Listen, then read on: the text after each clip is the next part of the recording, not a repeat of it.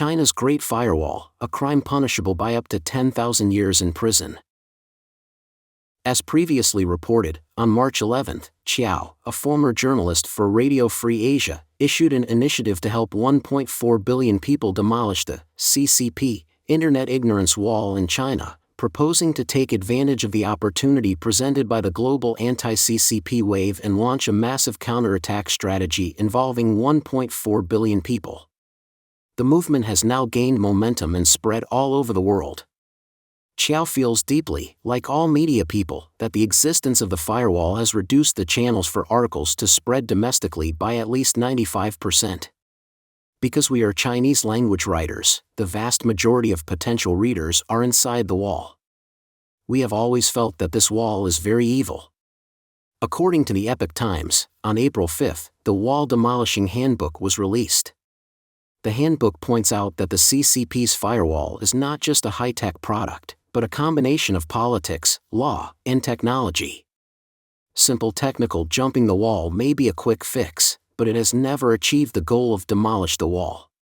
The design of the wall demolishing flag logo uses the internationally recognized forbidden symbol, with a small horizontal bar, GFW in the upper right corner and TikTok in the lower left corner. Chiao said, "They are all tools of the CCP, and just two pawns under the CCP's internet monitoring system. The harm of the GFW is 10,000 times that of TikTok. It has blocked 310,000 websites. The banning of the GFW is more important than the banning of TikTok. We will amplify this voice. Because in the parliaments of every country in the international community, there are many issues to deal with. But I think demolishing the firewall should be a higher priority than ending the war in Ukraine.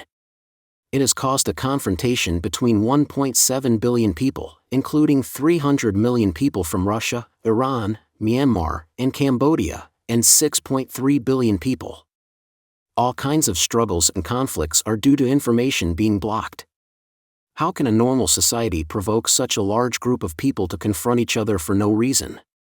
It's impossible. The Demolish the Wall movement is developing rapidly and receiving responses from various parties.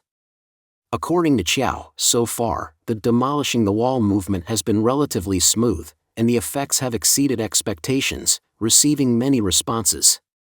All the data is growing rapidly, with tens of thousands of followers. In Australia, and in front of the Chinese Consulate General in Los Angeles, more and more netizens are protesting against the firewall with signs that read "Ban GFW" and "Demolish the Wall." 1 month after the launch of the Demolishing the Wall movement, a second Demolishing the Wall conference was held, attracting 1,000 to 2,000 participants, including domestic netizens, who enthusiastically discussed various topics. Some proposed techniques for spreading VPN software, pointed out the loopholes in the firewall, while others shared their experiences of being interrogated by the authorities. There were also those who exposed the truth about the severe casualties in the Zhengzhou flood. Chiao received notification from insiders that Chen Ziyuan, the Deputy Minister of Public Security of the CCP, has ordered the organization of backbone internet police from various provinces to engage in a 1-month special battle against the rise of the wall demolishing movement. Chiao said, "This is helping us with advertising, and we can market it. We have reported it to countries such as the FBI, the Five Eyes Alliance, Japan, South Korea, Europe, America, France, and Germany. I think this is the CCP going beyond its borders to suppress freedom of speech after cracking down on overseas police stations." He called on more people to go to the CCP embassy and ask them to explain, "Did you post this?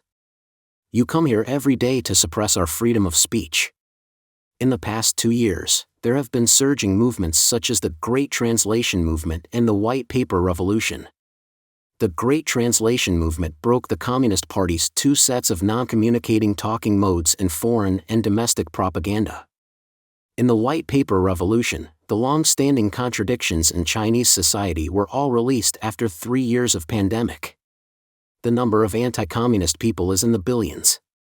If everyone does what we do, how long can the Communist Party continue to play? Chiao pointed out that now China's economic situation is so bad that the Communist Party's economy has collapsed.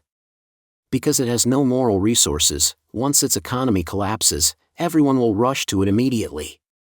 In the past, it infiltrated and bought off what foundations it could, splitting internally, but now the Communist Party's economy is leaking all the way, and it has no money to buy off anyone. A crime punishable by up to 10,000 years in prison.